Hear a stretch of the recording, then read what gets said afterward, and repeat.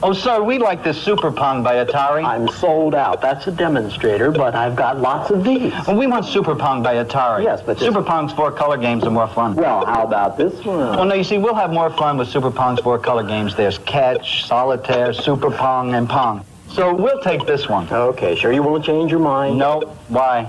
Because I wanted it.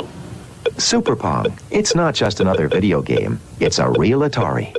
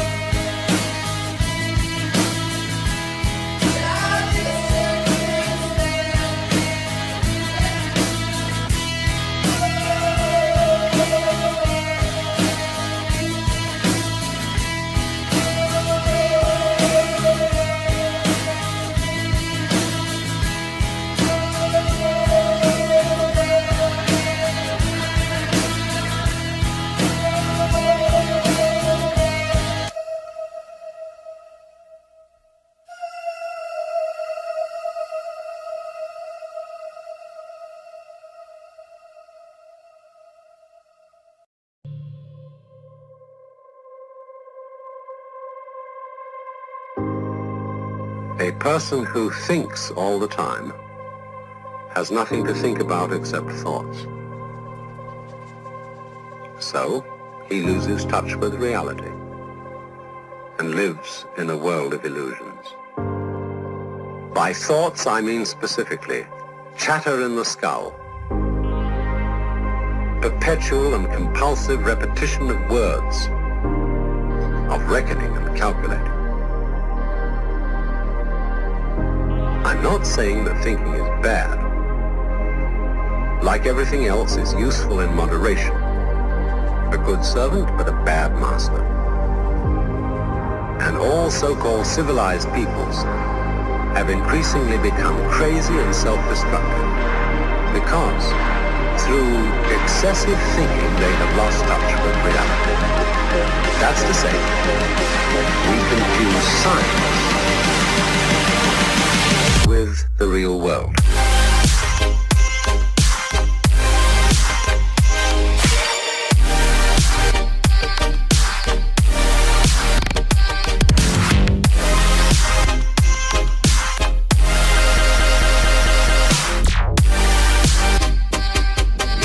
This is the beginning of meditation.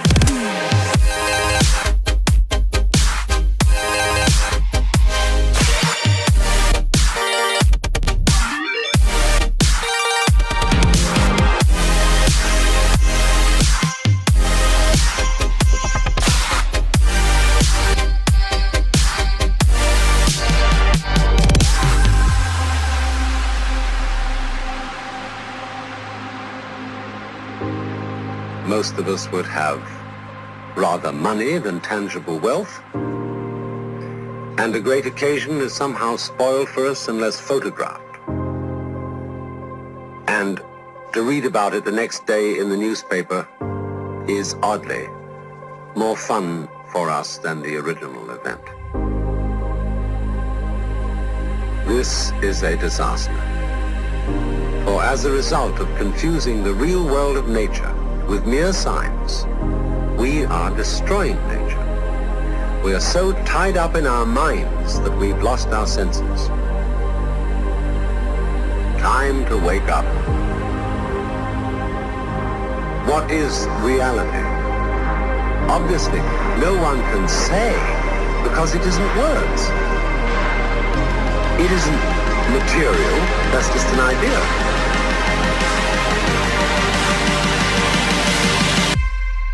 Reality is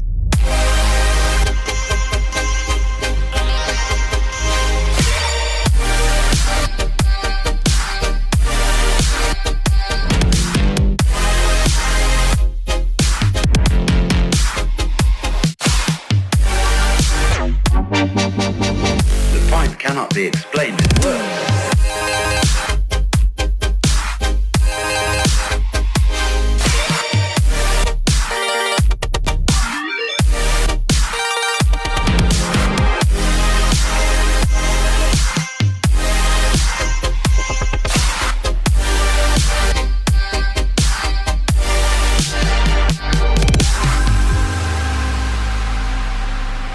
I'm not trying to put you down. It's an expression of you as you are. One must live. We need to survive, to go on. We must go on.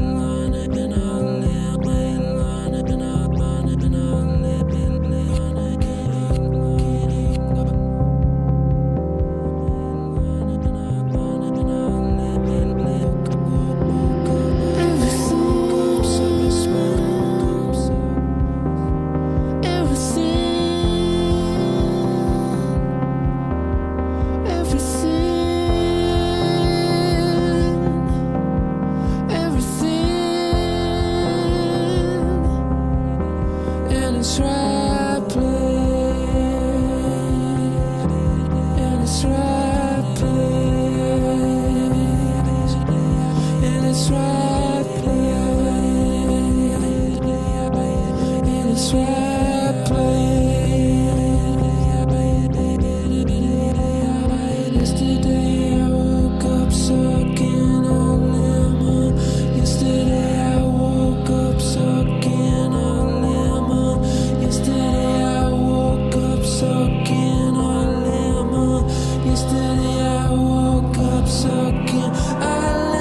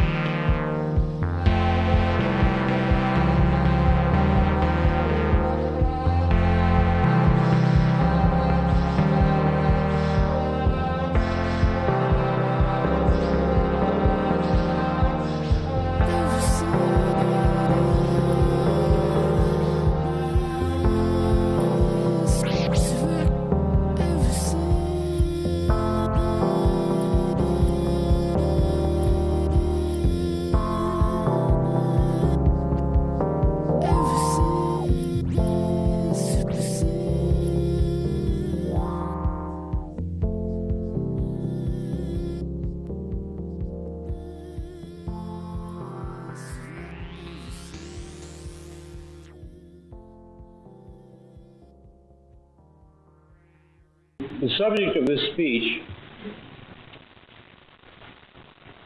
is a topic which has been discovered recently and which may not exist at all. I may be talking about something that does not exist. Therefore, I'm free to say everything or nothing. I can hardly make an error if there is no such thing as orthogonal time. Orthogonal or right-angled time is the topic of my speech. We are accustomed to supposing that all change takes place along the linear time axis, from past to present to future. The present is an accrual of the past and is different from it. The future will accrue from the present on and be different yet. That an orthogonal or right-angled time axis could exist, a lateral domain in which change takes place, processes occurring sideways in reality, so to speak, this is almost impossible to imagine. How would we perceive such lateral changes? What would we experience? What clues, if we are trying to test out this bizarre theory, should we be on the alert for? In other words, how can change take place outside of linear time at all, in any sense, to any degree? I mean, perhaps you can, to at least a degree, see that although what I'm talking about may not exist, my concept may be fictional, it could exist. It is not intellectually self-contradictory. Contemplating this possibility of a lateral arrangement of worlds, a plurality of overlapping Earths along whose linking axis a person can somehow move, can travel in a mysterious way from worse to fair to good to excellent. Contemplating this in theological terms, perhaps we could say that herewith we suddenly decipher the elliptical utterances which Christ expressed regarding the kingdom of God, specifically where it is located. He seems to have given contradictory and puzzling answers. But just suppose for an instant, that the cause of the perplexity lay not in any desire on his part to baffle or to hide, but in the inadequacy of the question. My kingdom is not of this world, he is reported to have said. The kingdom is within you, or possibly it is among you. I put before you now the notion, which I personally find exciting, that he may have had in mind that which I speak of as the lateral axis of overlapping realms, which contain among them a spectrum of aspects ranging from the unspeakably malignant to the beautiful. And Christ was saying over and over again that there really are many objective realms, somehow related, and somehow bridgeable by living, not dead men, and that the most wondrous of these worlds was a just kingdom in which either he himself or God himself or both of them ruled. And he did not merely speak of a variety of ways of subjectively viewing one world. The kingdom was and is an actual different place at the opposite end of continua, starting with slavery and utter pain. It was his mission to teach his disciples the secret of crossing along this orthogonal path. He did not merely report what lay there. He taught the method of getting there. But, tragically, the secret was lost. The enemy, the Roman authority, crushed it, and so we do not have it. But perhaps we can re-find it, since we know that such a secret exists. Kingdom is ever to be established here on earth, or whether it is a place or state we go to after death. I'm sure I don't have to tell you that this issue has been a fundamental one and an unresolved one throughout the history of Christianity. Christ and St. Paul both seem to say emphatically that an actual breaking through into time, that is specifically what they say, a breaking through into time, into our world, by the host of God, will unexpectedly occur. Thereupon, after some exciting drama, a 1,000-year paradise, a rightful kingdom will be established, at least for those who have done their homework and chores and generally paid attention, have not gone to sleep, as one parable puts it. We are enjoined repeatedly in the New Testament to be vigilant, that for the Christian it is always day. There is always light by which he can see this event when it comes. See this event. Does that imply that many persons who are somehow asleep or blind or not vigilant, they will not see it even though it occurs? Consider the significance which can be assigned to these notions. The kingdom will come here unexpectedly. This is always stressed. The rightful faithful shall see it, because for them it is always daytime. But for the others, what seems expressed here is the paradoxical but enthralling thought that, and hear this and ponder, the kingdom, were it established here, would not be visible to those outside it. I offer the idea that in more modern terms, what is meant, that some of us will travel laterally to that better world, and some will not. They will remain stuck along the lateral axis, which means that for them the kingdom did not come, not in their alternative world. And yet, meantime, it did come in ours. So it comes, and yet it does not come. Amazing.